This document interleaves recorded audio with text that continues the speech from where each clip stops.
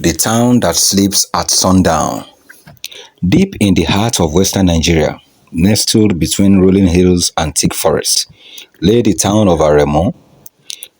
It was a place of great beauty, surrounded by endless stretches of cocoa farms and whispering rivers. But for all its charm, Aremu was known for one thing: its people never stayed awake past sundown. Visitors found it strange. The moment the sky turned crimson and the sun dipped below the horizon, every door and window in Aremu would shut. Lanterns would be extinguished, and the town will fall into a haunting silence.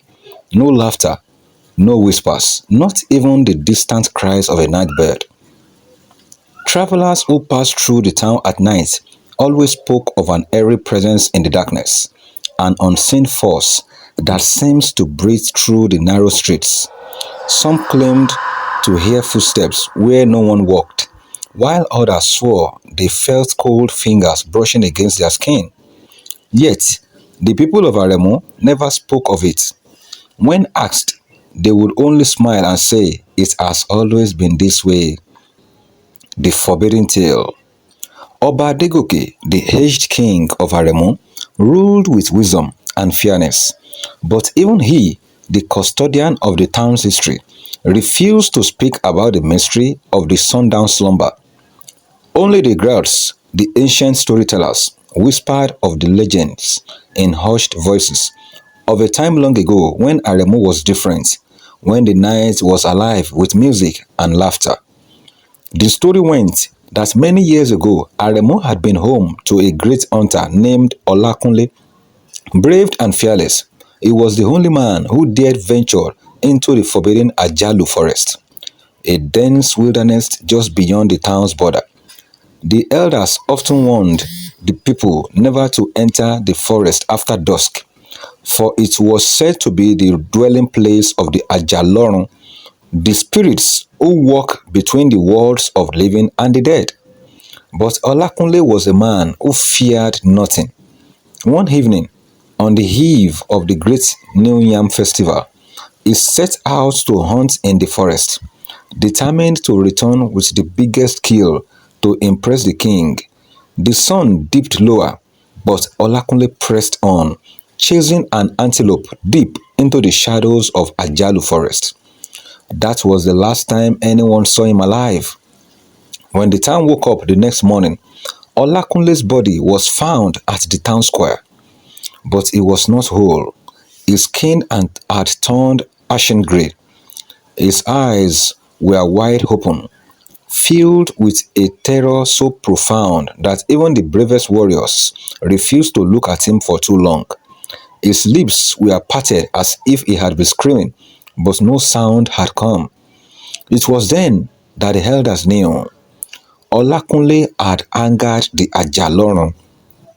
That night, the town heard it for the first time, a whispering wind that carried voices not of the living. Doors rattled without touch, shadows stretched unnaturally, and those who peeked through their windows swore they saw figures drifting through the streets, unseen but felt. Fear gripped the people. The priests of Ogun and Shango performed rituals, but nothing changed. Finally, the oracle of Ifa was consulted. He revealed a chilling prophecy. The spirits have claimed this town.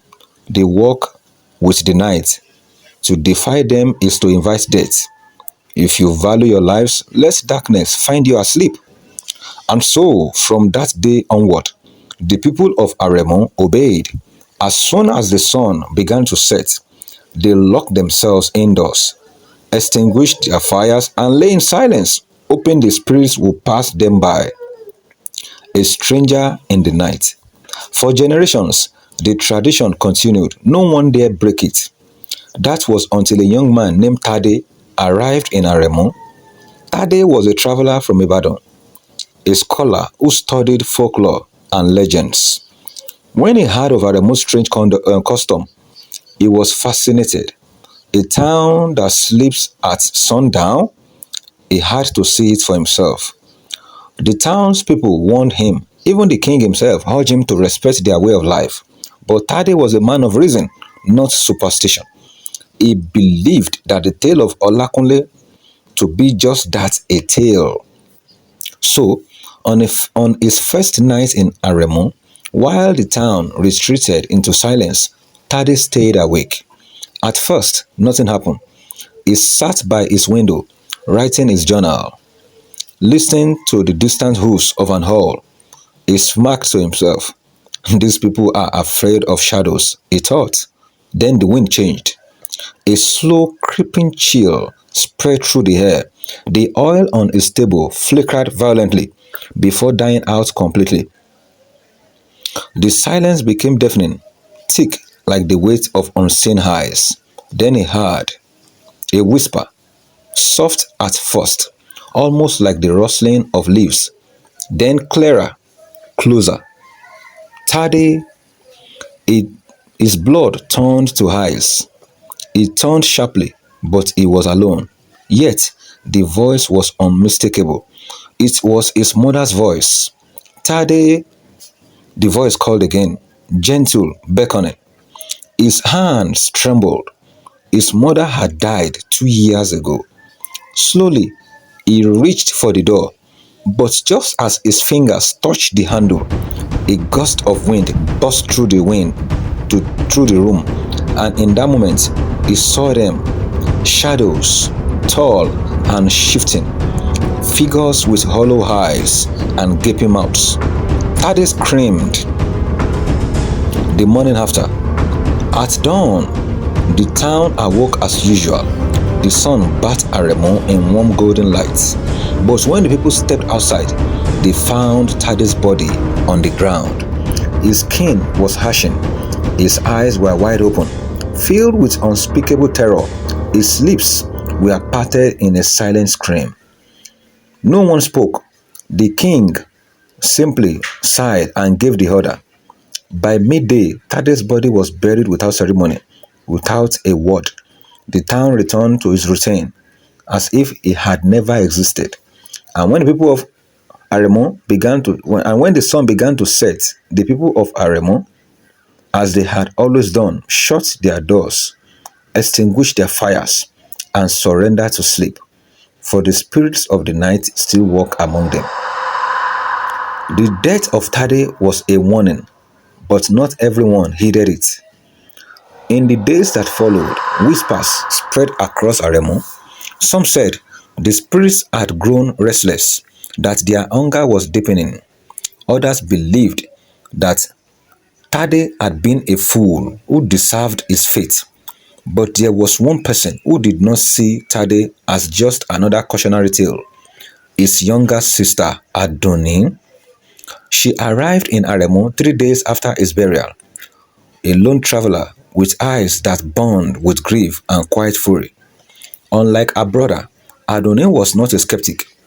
She had grown up hearing their grandmother's stories of spirits and curses, and she knew better than to dismiss them. Yet, she had not come to mock the traditions of Aremu, she had come for answers. The last place he stood, Adoni sought an audience with Obadegoke. The king, weary from the burden of history, studied her carefully before speaking. Your brother was warned, the king said simply. He chose his part. I do not seek to question the ways of your people, Adoni replied, kneeling before him. I only ask to see where he was found. The king hesitated. Nothing good will come of this. But grief is a stubborn thing, and so the king relented. He led her to the very spot where Tade's body had been discovered.